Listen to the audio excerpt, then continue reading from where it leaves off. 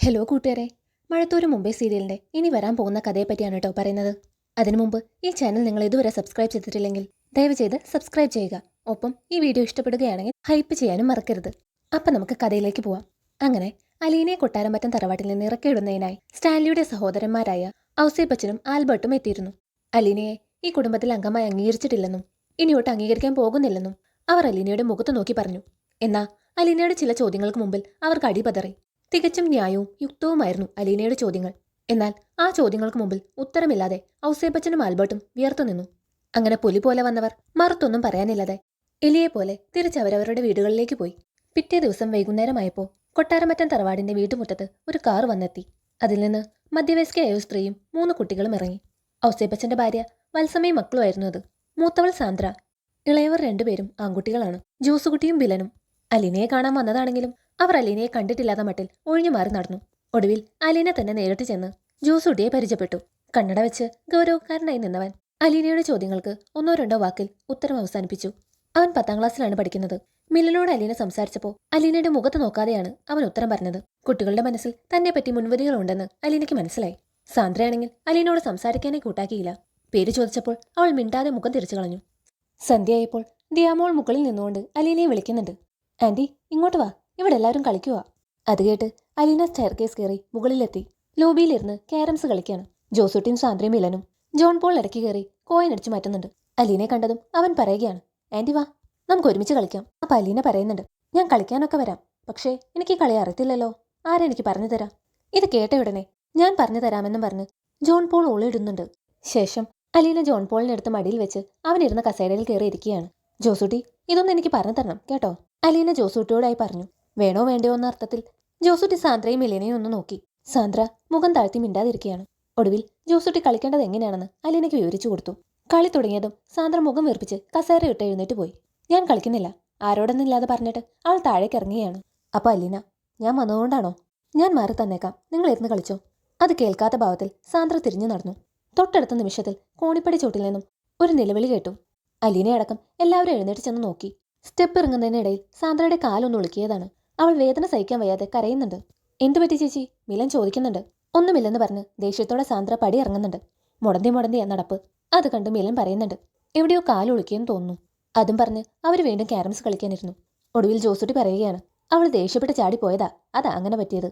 കളിക്കിടയിൽ ഓരോരോ കാര്യങ്ങൾ പറഞ്ഞു, കുഞ്ഞു കുഞ്ഞു തമാശകൾ പറഞ്ഞു അലീന മിലനും ജോസൂട്ടിയുമായി ഒരടുപ്പം സ്ഥാപിച്ചു. കുറെ കഴിഞ്ഞ് കളി മതിയാക്കി അവർ ഹാളിലെത്തിയപ്പോൾ സാന്ദ്ര അവിടെ ഇരുന്ന് TV കാണുന്നുണ്ട്. ഇടതുകാലിൽ ടീപ്പോയിൽ എടുത്തു വെച്ച് തടവിക്കൊണ്ടാണ് ഇരിപ്പ്.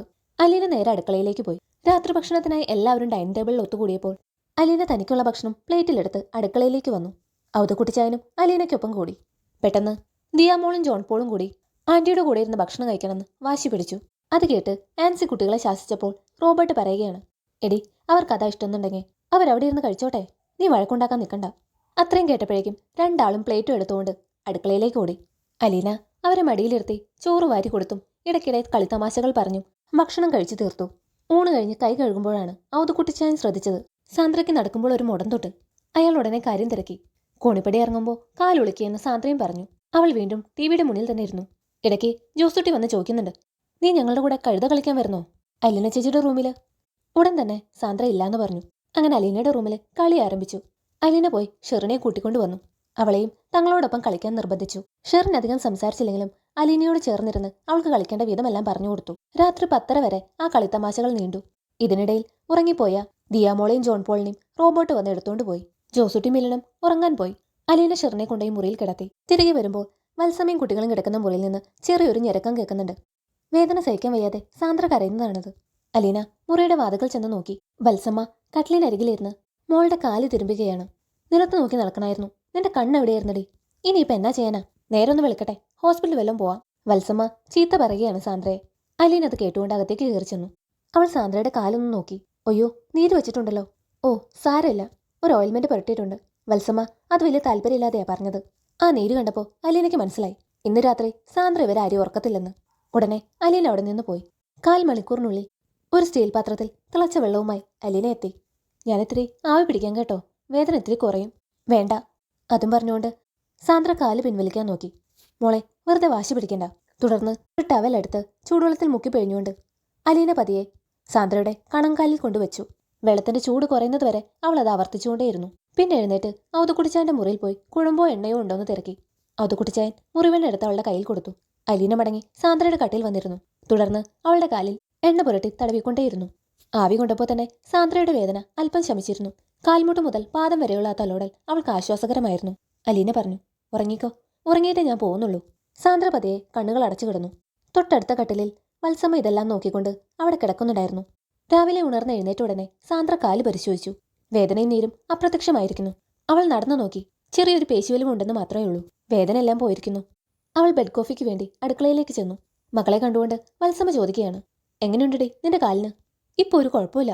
അപ്പോൾ വത്സമ്മ ആൻസിയോട് പറയുകയാണ്, ആ പെണ്ണ് ഇന്നലെ രാത്രി ആവി പിടിച്ച് എണ്ണയിട്ട് കാല് മുഴുവൻ തടവി കൊടുത്തു.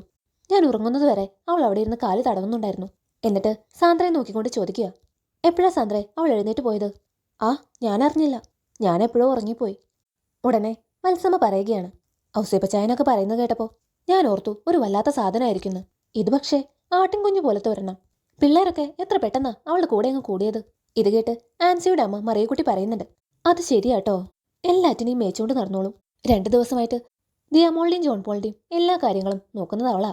അല്ലെങ്കിൽ എന്തായിരുന്നു ഇവിടുത്തെ ഒരു ഗുസ്തി? ദോഷം പറയരുതല്ലോ. ആരൊക്കെ എന്തൊക്കെ പറഞ്ഞാലും എത്ര ദേഷ്യപ്പെട്ടാലും അവൾക്ക് ആരോടും ഒരു പിണക്കമില്ല.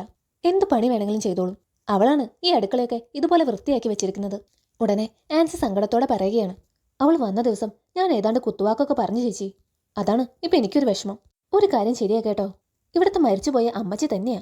ആ സ്വഭാവവും നടത്തവും പെരുമാറ്റവും എടുപ്പവും വർത്തമാനവും, എന്തിനു പറയുന്നു ആ നോട്ടവും ചിരി പോലും ഇവിടുത്തെ അമ്മച്ചിയെ പോലെ തന്നെയാ. ഇവരൊക്കെ പറഞ്ഞപ്പോഴും ഞാൻ അത്രയ്ക്ക് അങ്ങോട്ട് വിശ്വസിച്ചിരുന്നില്ല. പക്ഷേ ഇപ്പൊ മനസ്സിലായി. വത്സമ്മ അതിശയത്തോടെ പറയുകയാണ്. സാന്ദ്ര കാപ്പി ഊതി കുടിച്ചുകൊണ്ട് സിറ്റൗട്ടിലേക്ക് നടന്നു. അവിടെ ഔതുക്കുട്ടിച്ചായനും റോബർട്ടും ജോസുട്ടി മിലനും ഇരുന്ന് പത്രം വായിക്കുന്നുണ്ട്. അലീന മുറ്റമടിക്കുകയാണ്. സഹായത്തിന് ഷെറിനെയും കൂടി കൂട്ടിയിട്ടുണ്ട്. ഷെറിനാണെങ്കിൽ അല്പം സമയം തോക്കും, പിന്നെ എന്തോ ആലോചനയിൽ മുഴുകി അങ്ങനെ തന്നെ നിൽക്കും. അലീന അരികിൽ ചെന്ന് തോണ്ടുമ്പോൾ വീണ്ടും മുറ്റം തൂക്കും. അവളെ ദൈനംദിന ജീവിതത്തിലേക്ക് തിരിച്ചു കൊണ്ടുവരാനുള്ള ശ്രമമാണ് അലീന നടത്തുന്നത്. സാന്ദ്രയെ കണ്ടുകൊണ്ട് അലീന അവളുടെ അടുത്തേക്ക് ചെന്നു. എന്നിട്ട് അവളോട് ചോദിക്കുക, എങ്ങനെയുണ്ട് കാലിന്? കുറഞ്ഞു. സാന്ദ്ര അത് ചെറിയ ചമ്മലോടെയാണ് പറഞ്ഞത്. എവിടെ കാണട്ടെ? സാന്ദ്ര തന്റെ കാല് നീട്ടി കാണിച്ചു കൊടുത്തു. അത് കണ്ടുകൊണ്ട് അലീന പറയുന്നുണ്ട്, ആഹാ, തീരെല്ലാം പോയല്ലോ. സാന്ദ്ര അതും തലകുലുക്കി സമ്മതിച്ചു. അലീന അവളുടെ നേർക്ക് കൈ നീട്ടി. എന്റെ ഫീസിങ് താ, ചികിത്സയ്ക്ക് പ്രതിഫലം കിട്ടണ്ടേ? ഒന്നുകിൽ ഫീസ് അല്ലെങ്കിൽ താങ്ക്സ്, രണ്ടിലൊന്ന് എന്തായാലും വേണം. രണ്ടും ഒരുമിച്ച് കിട്ടിയാൽ അത്രയും സന്തോഷം. ഇത് കേട്ട് സാന്ദ്ര അല്പം ജാളിയതോടെ നിന്നു. രാവിലെ 8 മണിയായപ്പോഴേക്കും ആൽബർട്ടും ഭാര്യ ഷിജിയും ഒരു ജീപ്പിൽ വന്നു. ശനിയാഴ്ച ആയതിനാൽ കുട്ടികൾക്ക് ക്ലാസ്സില്ല. ജോസൂട്ടിയും മിലനും ചെന്ന് ആൽബർട്ടിന്റെ മക്കളായ റോണിയെയും ഷോബിയെയും അലീനയ്ക്ക് പരിചയപ്പെടുത്തി കൊടുത്തു. റോണി +1 പഠിക്കുന്നത്. ഷോബിയാകട്ടെ 9ാം സ്റ്റാൻഡേർഡിലും. അലീന ഓരോ കൊച്ചു വർത്തമാനങ്ങൾ ചോദിച്ചും പറഞ്ഞും അവരെയും കയ്യിലെടുത്തു. പുതിയൊരു ചേച്ചിയെ കിട്ടിയ സന്തോഷത്തിലാണ് അവരെല്ലാം. അലീനയോടൊപ്പം അവരൊരുമിച്ച് വീട് വൃത്തിയാക്കുകയും കളിക്കുകയും ഒക്കെ ചെയ്യുന്നുണ്ട്. ഇതെല്ലാം കണ്ടുകൊണ്ട് ആശ്ചര്യപ്പെട്ട് നിൽക്കുകയാണ് റോബർട്ടും ആൽബർട്ടും ഔസേപ്പച്ചനും എല്ലാം. രാവിലെ അലീന അടുക്കളയിൽ ഇരുന്നു കൊണ്ട് തന്നെയാണ് ഭക്ഷണം കഴിച്ചത്. അത് കുട്ടികൾക്കിടയിൽ ഒരു ചർച്ചാ വിഷയമായിരുന്നു. ഉച്ചയായപ്പോഴേക്കും അലീനയ്ക്ക് ഐക്യദാർഢ്യം പറഞ്ഞുകൊണ്ട് കുട്ടികളെല്ലാം അലീനയോടൊപ്പം അടുക്കളയിലിരുന്ന് ഭക്ഷണം കഴിക്കാൻ തുടങ്ങി. അടുക്കളയിൽ നിന്ന് വലിയ ഒച്ചയിൽ പൊട്ടിച്ചിരികളും തമാശകളും കേൾക്കുന്നുണ്ട്. അതെന്താണെന്നറിയാൻ വേണ്ടി പ്ലേറ്റും എടുത്ത് അടുക്കളയിൽ പോയ ആൻസിയും മറിയക്കുട്ടിയും പിന്നെ തിരികെ വന്നില്ല. ഇത് കണ്ടുകൊണ്ട് റോബർട്ട് പറയുകയായിരുന്നു, വല്ല കാര്യമുണ്ടായിരുന്നോ ആൽബിച്ചായനും ഔസേപ്പച്ചായനും? വെറുതെ അവളെ കുറ്റപ്പെടുത്തിക്കൊണ്ട് ഇപ്പൊ നമ്മൾ ഒറ്റയായി. പിള്ളേരെല്ലാം ഇപ്പോൾ അവളുടെ കൂടെയാ. പിന്നാലെ വത്സമയും ഷിജിയും അവരവരുടെ പ്ലേറ്റുകളെടുത്ത് അടുക്കളയിലേക്ക് പോയി. പിന്നെ അവരും തിരിച്ചു വന്നില്ല. കൂട്ടച്ചിരിയും ബഹളവും എല്ലാം കേൾക്കാമായിരുന്നു അടുക്കളയിൽ നിന്ന്. ഏറെ നാളുകൾക്ക് ശേഷം വീട്ടുകാരെല്ലാം ഒത്തുചേർന്ന ഒരു പ്രതീതിയായിരുന്നു അവിടെ. മഴത്തോരു മുമ്പേ എന്ന സീരിയലിൽ ഇനി വരാൻ പോകുന്നത് അതിസങ്കീർണങ്ങളായ മുഹൂർത്തങ്ങളാണ്. അലീനയെ കൊണ്ടുപോകുന്നതിനായി തിരിച്ചു വരുന്ന സ്റ്റാൻലി കൊട്ടാരമറ്റം തറവാട്ടിലെ പുതിയ അന്തരീക്ഷം കണ്ട് ഞെട്ടിത്തെറിച്ചു പോകുന്നുണ്ട്. തുടർന്നുള്ള കഥയുമായി അടുത്ത വീഡിയോയിൽ കാണാം. താങ്ക്